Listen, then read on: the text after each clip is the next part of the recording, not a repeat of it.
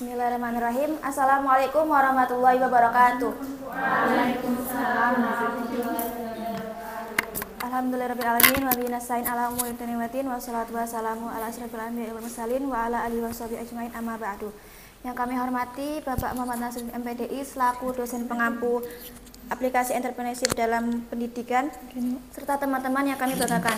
Pertama-tama marilah kita panjatkan puja dan puji syukur kita kehadirat Allah SWT yang telah melimpahkan rahmat dan karunia-Nya sehingga kita dapat berkumpul pada perkuliahan pagi hari ini dalam keadaan sehat walafiat. Salawat dan salam tetap tercurahkan kepada junjungan kita Nabi Agung Nabi Muhammad SAW yang kita nantikan syafaatnya di yaumul kiamat nanti. Perkenalkan, kami dari kelompok 6 akan mempresentasikan tentang pengembangan dan pemberdayaan koperasi yang beranggotakan satu Dewi Lestari dengan NIM 2120064 dan Bayu Nailufar dengan NIM 2120065 serta Ufiadis Al-Fatih dengan NIM 2120069.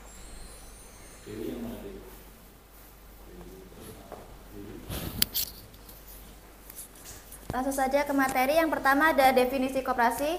Pada pasal 1 nomor 1 Undang-Undang RI nomor 25 tahun 1992 tentang perkoperasian menegaskan bahwa yang dimaksud dengan koperasi adalah badan usaha yang beranggotakan orang, seorang atau badan hukum koperasi dengan melandaskan kegiatannya berdasarkan prinsip koperasi sekaligus sebagai gerakan ekonomi rakyat yang berdasarkan atas asas kekeluargaan. Selanjutnya, secara umum, pengertian koperasi adalah bentuk badan usaha yang didirikan beberapa orang atau beberapa badan hukum koperasi sebagai anggota. Mereka bekerja sama atas dasar sukarela dengan tujuan memenuhi kebutuhan akan barang dan jasa untuk meningkatkan kesejahteraan para anggotanya. Koperasi juga sebagai suatu lembaga usaha bersama di antara para anggotanya. Akan dilanjutkan oleh rekan saya. Baik, selanjutnya yaitu tugas pokok dan fungsi pemberdayaan koperasi.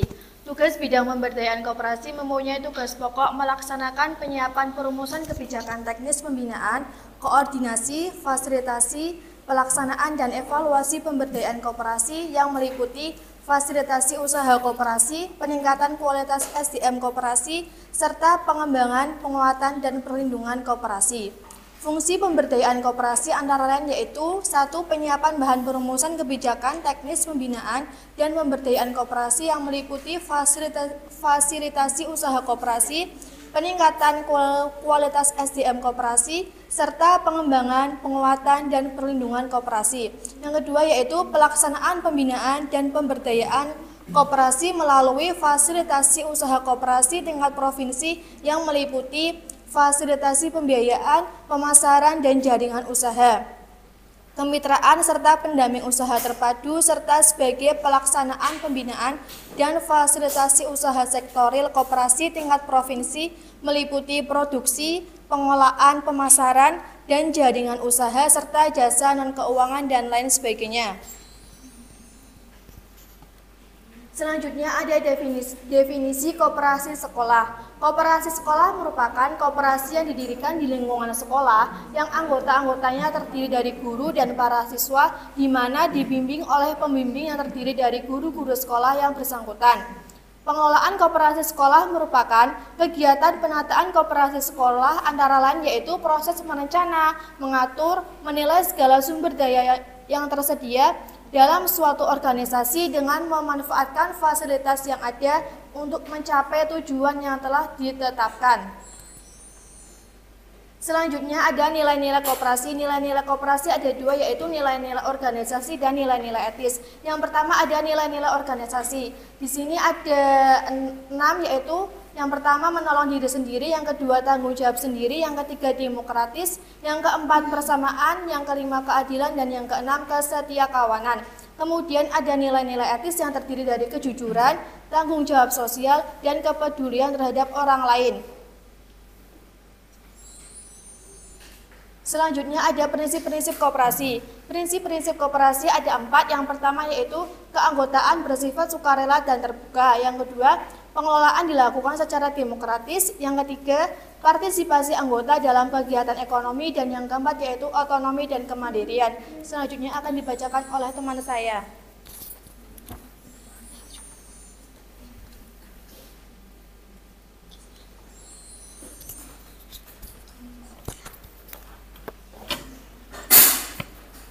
Berikutnya yaitu tujuan dan manfaat koperasi sekolah. Yang pertama, tujuan koperasi. Tujuan didirikan koperasi sekolah diantaranya sebagai berikut.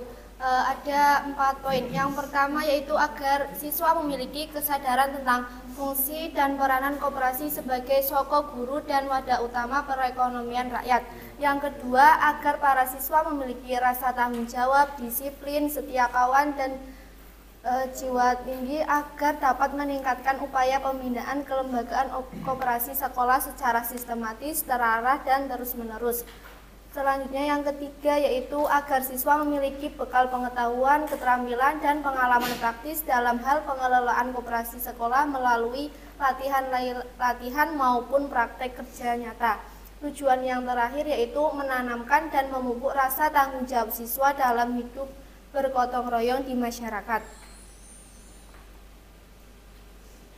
Selanjutnya, manfaat koperasi. Yang pertama yaitu meningkatkan kesejahteraan siswa dan sekolah. Yang kedua, mengajarkan nilai-nilai ekonomi dan kewirausahaan. Yang ketiga, mengembangkan jiwa kewirausahaan. Yang keempat, meningkatkan pendapatan siswa. Yang kelima, menumbuhkan rasa tanggung jawab. Yang keenam, mempererat tali silaturahmi. Dan yang terakhir, mengembangkan spirit kekeluargaan.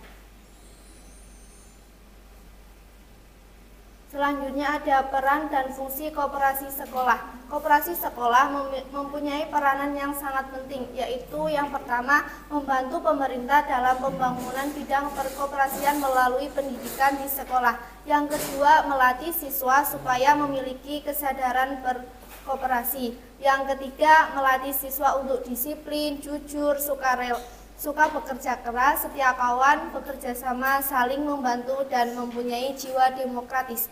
Yang keempat, memberikan pengetahuan dan keterampilan berkoperasi kepada siswa sehingga dapat menjadi bekal saat siswa terjun ke masyarakat, mengembangkan jiwa kewirausahaan siswa.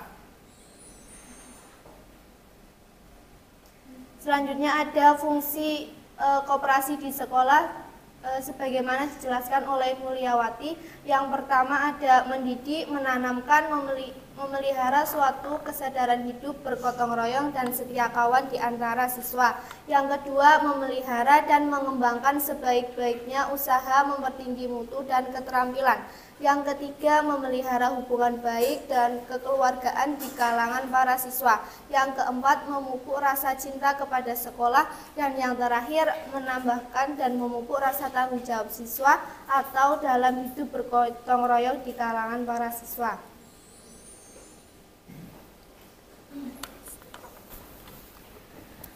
Selanjutnya adalah sesi tanya jawab. Silakan bagi teman-teman yang ingin bertanya bisa mengangkat tangannya. Kami hitung 1, 2, 3. Silakan Mbak Widet.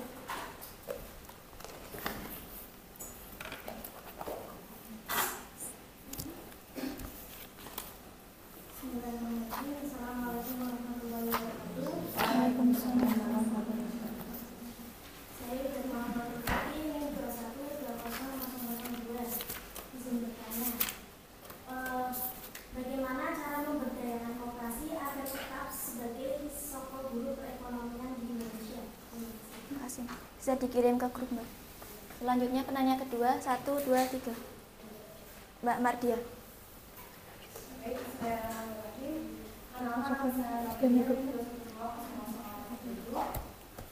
izin bertanya, apakah harus ada koperasi di dalam setiap lingkungan sekolah? Terima kasih. Penanya ketiga 1, 2, 3. Mbak Sofi. Terima kasih atas waktunya. Saya dari kuliah yang bertanggung di dalam sekolah ada namanya koperasi sekolahnya, di mana koperasi tersebut dikelola oleh pihak sekolah. Nah, bagaimana cara pihak sekolah mengelola koperasi tersebut agar termanage dengan baik? Terima kasih. Selanjutnya dua lagi 1, 2, 3. Mbak Mai.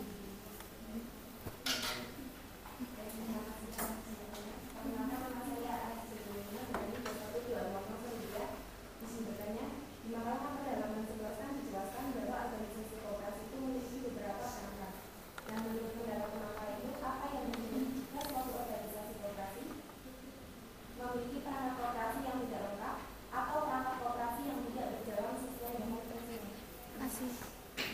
Satu lagi. 1, 2, 3. Mbak Asri. Nama saya Asri Nurul Arabi, NIM 212002. Bagaimana membangun citra kooperatif sekolah yang baik apabila tertata sekolah dengan sarana dan prasarana yang sangat terbatas? Terima kasih. Terima kasih.